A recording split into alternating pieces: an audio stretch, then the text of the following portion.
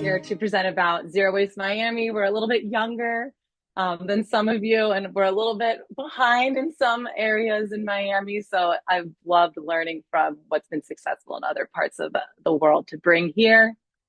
And so I work for Debris Free Oceans. We're a Miami-based 501c3. We just turned 10, so we're going on 11 this year. And we work to empower the local communities to go zero waste. We do that through community events, through sustainability consulting with small businesses, some events in local governments. And then we also do education in schools and in classrooms to educate about how to prevent plastic pollution. And just a quick slide about why this is important down here. I'm sure as most of you are in some waste crises in your area, we are here in Miami as well. We actually produce 11 pounds of trash per person per day in Miami, which is double the national average. We have a statewide preemption on local plastic container regulations, so we are not allowed to ban plastic bags and containers and cups at the local level. A city actually tried and got sued by the Florida Retail Federation. Our incinerator burnt down in 2023, where we used to send half of our county's waste, and now the commission's trying to rebuild it. We're trying to prevent that. Our recycling isn't really working, the whole nine, but we don't need to dwell on the why. Kind of want to get to what we're doing about it. And so what really inspired us to start this coalition is not, all of this kind of really important reasoning as to why we need to address our waste crisis. But there's also been a lot of momentum over the last couple of years. And we really felt there was a need to get everyone together. And so wanted to highlight specifically in the reuse space, we do have a refillery with 3 locations, Verde Market. We had the rounds, which was reusable delivery. Ozzy and Reuse Pass are doing reusable to-go containers at Florida International University and University of Miami. We have Cup Zero that does reusable cups at events with distributed washing. And we also did have Turn Now Vital at the F1 races. And we had Our World down here for the Green Sports Alliance Summit last month. We have the Stack reusable box company. So there is a lot of momentum. Also wanted to highlight, we don't have industrial composting, but we do have a bunch of local groups that have started to do residential and commercial pickups. Oh, I didn't start my timer, but I just started it now. And then we also do have a few private recycling companies that are working to do more circular recycling practices. And so while there is a lot of momentum, another reason we started this coalition is we've encountered a lot of hiccups that we figured we could work through together rather than in silos. We actually had the round stop servicing Miami a few months ago, but Verde Market just started doing delivery about a week ago. So that's exciting. We did have a reusable to-go container company, Becco Box, down here about a year ago. We did a pilot and they had to pause their services for the time being. And then this other one that I forgot to mention before, but EcoPod kiosks, they have these almost like vending machine refilleries that they were putting in supermarkets down here, but they had legal issues with the products that they were trying to refill, but they're getting back at it. And then a quick note on the composting, there are a lot of legal issues with these smaller companies that are getting cease and desist because it's very cost prohibitive to do the permitting requirements that they're needed. So again, we wanted to get everyone together to work through these issues together and really scale these solutions. And so to briefly touch on what Zero Waste Miami is and our timeline within our lovely 10-minute section, I figured it'd be easier to kind of walk through a timeline that will highlight the different components of our coalition. And so we are a coalition of nonprofits, businesses, governments, schools, and other community groups and community members working to build Miami's circular economy. We have like over 130 informal members, we call it, which are people that have joined our communication channels to get involved over the past year and a half. And then we have 30 official members. We recently distributed kind of a handbook that describes what we believe in, and people are working to reapply and sign on to that to become official members. And so kind of to step back a little bit, once we realized that there was a need for this in the community back in January of 2024, we weren't sure if it was something that people wanted. There are already a few coalitions down here. There's the Miami Climate Alliance, the Biscayne Bay Coalition. There's a gazillion WhatsApps and listservs that the environmental and business community are already on. So we actually did info sessions. We did 3 of them to share what we were thinking, get feedback, and did a distributed an anonymous survey and got amazing feedback. People wanted it. And so we actually thanks to some startup funds from a private foundation, just kind of softly launched. And that involved launching a WhatsApp chat, a mailing list, and doing a monthly meeting series with guest speakers in the zero waste space working on projects down here. And we also use the outcomes of that survey to apply for the NOAA Marine Debris Community Action Coalition Challenge. It's a mouthful. And we got that fortunately in March, or we applied in March, received that funding in September, which was huge because that really allowed us to get this thing off the ground. And so what that funded, it funded two what we called our framework building events. And that's where we got everyone together to workshop the Zero Waste Miami framework, which I have a slide on in a moment, that really just kind of defines who we are, what we do, and how we do it.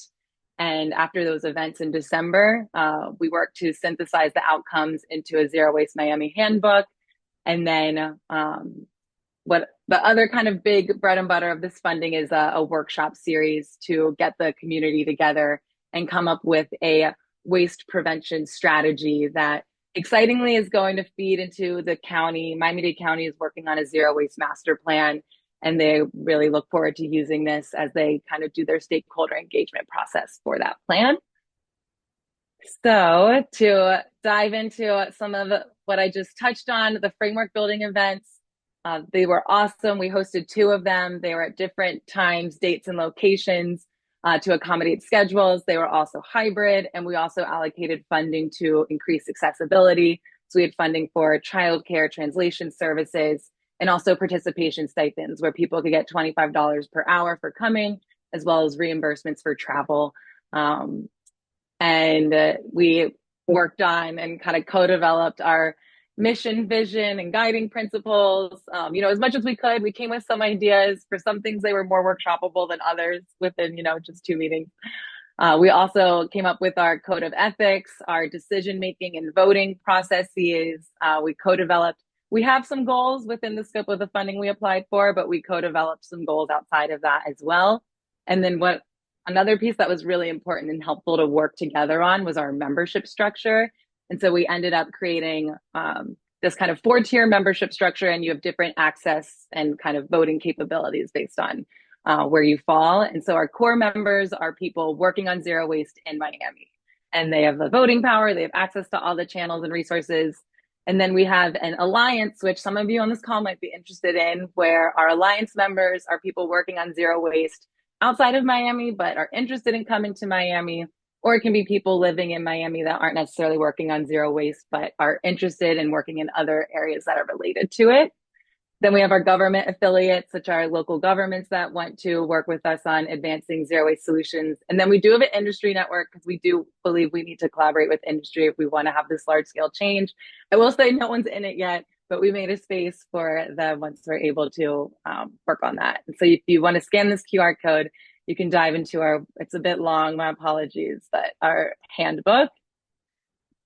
And then the other big component is our workshop series. And so we have funding to do 4 workshops. And at the end of these workshops, what we really hope to have is this document that has a few projects that the coalition has prioritized based on various factors. And for those projects, we'll have very detailed implementation plans about the funding needed, the infrastructure needed, who would need to be involved, the baseline data you would need to collect. We don't have funding to do the implementation, but then ideally we'll have kind of shovel-ready projects that we can find funding for once this grant's over. And so we did our first one in April, and we did some case study presentations by the city of Paris and by Perpetual to show what larger scale zero waste initiatives and reuse initiatives can look like. We did an audit of waste generation by major sectors in Miami and what diversion initiatives exist for the various waste items. And from that, we identified successful initiatives, challenges, more challenging initiatives, and then gaps in items that we don't have any diversion for. And you can see we got great participation. And if you want to dive in further, there's a QR code to another long document that summarizes that first workshop. And then we are in the process of planning the details for our second workshop, which will be in early August. And with this one, we're going to bring back some of the diversion initiatives we identified in the first workshop and brainstorm how we can scale them and how feasible it is to scale them. And items we'll be bringing back. We kind of selected a few that we wanted to bring back to continue diving into based on a few things.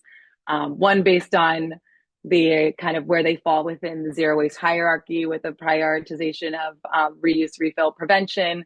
And then we also had to prioritize it based on the scope of our funding, which is a marine debris prevention grant. And a lot of the marine debris in Miami are single-use plastics. And so just to highlight a few that we'll be bringing back to dive into our reusable serviceware for dine-in, third-party reusable serviceware programs, BYO programs, all these things we've always talked about, water refill stations, creative reuse centers, donation programs, toiletry dispensing, bulk purchasing, food share carts, and food rescue. And so I'm very excited to dive into those next month. And then in the future, our third workshop, we're really going to dive into, it's fluid because we kind of, we adjust based on how the previous workshops go. And it's been really great because our funders have been very fine with that fluid strategy because, with a community-based grant, you kind of have to adjust based on where the community takes you. But our third workshop, we're going to dive into surpassing barriers, regulatory considerations. And then in the fourth workshop, it'll be once we have our final projects that we want to focus on, creating those implementation plans. Then we will circulate based on the outcomes of those 4 workshops. We'll make our waste prevention strategy, circulate that for feedback, create a final product. And we don't have funding to do community research for that yet, but we do have funding to make a plan. And so we'll make a plan of how to take that strategy to meet people where they are in the community to get their feedback on how to make these projects really work for them. And so we like to say we're kind of in phase 1 of a 3-pronged phased approach for the coalition, where right now we're really in planning. Ideally, phase 2, we'll get some funding to implement the projects that we plan. And then maybe in phase 3, once we actually have been able to implement these projects, build the social and cultural and infrastructural capacity for reuse and zero waste here, then maybe the coalition will transition to a policy phase, which we can't do because our funding is mainly federal right now.